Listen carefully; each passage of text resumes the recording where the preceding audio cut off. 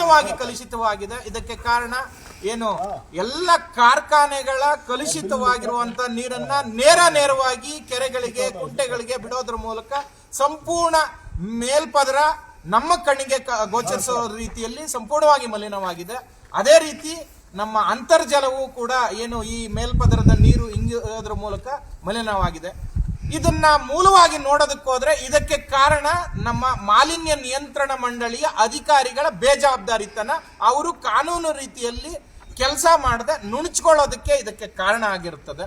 ಅದಕ್ಕೋಸ್ಕರ ನಾವು ಆವತ್ತಿನ ದಿವಸ ಜನರಿಗೆ ಒಂದು ಒಳ್ಳೆ ಕಾರ್ಯಕ್ರಮ ಮಾಡಿ ಅವರಿಗೆ ಒಂದು ಜ್ಞಾನ ಮೂಡಿಸೋಣ, ಅದೇ ರೀತಿ ಅಧಿಕಾರಿಗಳನ್ನ ಪ್ರಶ್ನೆ ಮಾಡಿ ಅವರು ಸರಿಯಾದ ರೀತಿಯಲ್ಲಿ ಕೆಲಸ ಮಾಡೋ ರೀತಿಯಲ್ಲಿ ಆಗಲಿ ಅನ್ನುವಂಥದ್ದು ಕಾರ್ಯಕ್ರಮ ಮಾಡಿದ್ವಿ. ಅದೇ ರೀತಿ ನಡಿಗೆ ಮಾಡಿದ್ವಿ. ಚಂದಾಪುರದ ಚೋಳರ ಕೆರೆಯಿಂದ ಮತ್ತೆ ಮುತ್ತಾನಲ್ಲೂರು ಅಮಾನಿ ಕಾನೆ ತನಕ ಮಾಡಿದ್ವಿ. ಸಂಪೂರ್ಣವಾದ 400 ಎಕರೆ ಅಮಾನಿ ಕಾನೆ ನಮ್ಮ ರೈತರ ಭೂಮಿ ಸಂಪೂರ್ಣವಾಗಿ ನೀರಿನಿಂದ, ಕೊಳಚೆ ನೀರಿನಿಂದ ಮುಳುಗಡೆ ಆಗಿತ್ತು. ಎಲ್ರಿಗೂ ಗೊತ್ತಾಯ್ತು, ಇದರ ಒಂದು ಗಂಭೀರತೆ ಎಲ್ರಿಗೂ ಅರಿವಿಗೆ ಬಂತು. ಇದಕ್ಕೆ ಕಾರಣ ಅಧಿಕಾರಿಗಳು ಇಲ್ಲದೆ ಇರುವಂತದ್ದು.